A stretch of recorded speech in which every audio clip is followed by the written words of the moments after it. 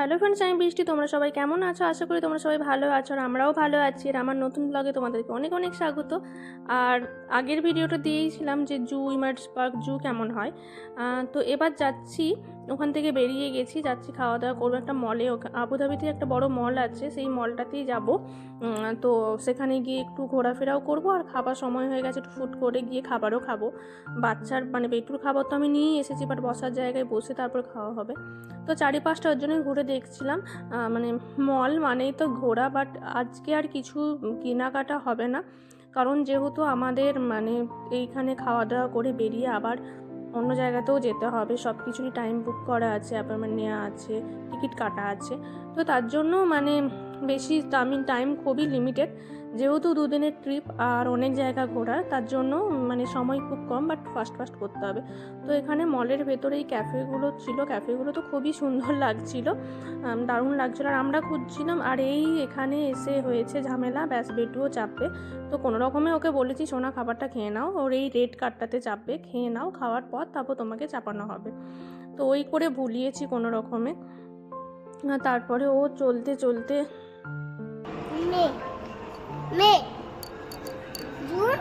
June, July, August, September, October, November, December. তারপর আমরা চারিদিকটা এভাবে ঘুরছিলাম সবাই মিলে, যে খুঁজছিলাম যে ফুড কোর্টের দিকে যাব। সবাই হেঁটে হেঁটেই যাচ্ছিলাম, গল্পও করছিলাম। বাচ্চাগুলো এদিক ওদিক ছোটাছুটি করছিল। ও বসার জায়গা পেলেই ওকে আগে খাইয়ে দেবো, তারপর আমাদের খাবার অর্ডার করতে করতে যে আছে। আর এখানে ফ্লাওয়ারগুলোও খুব সুন্দর লাগছিলো, দেখা এগুলো ফলস, বাট সাজানো, মানে মলটা খুবই সুন্দর সাজানো গোছানো। আর সব থেকে তো আমার মন আটকায় এই বেবিদের যে জিনিসগুলো, বেবি মানে মল যেগুলো থাকে, বেবি শপগুলো মলের ভেতরে, এইগুলো তো খুব ভালো লাগে। আর এখানে এই জামার ডিজাইনগুলো এত সুন্দর লাগছিলো, ড্রেসগুলো, ভাবলাম একটু ভিডিও করি। তো তারপরে মানে বেবি শপগুলো দেখে মনে হচ্ছিল যাই কিছু কিনি, বাট পেটুর ম্যাক্স থেকে অনেক জিনিসপত্র কেনা আনা হয়েছে, তো এখন আর কিছুই দরকার নেই। বাট তাও তুলি বলছিল চলো ভেতরে দেখবে তো কিছু দেখো।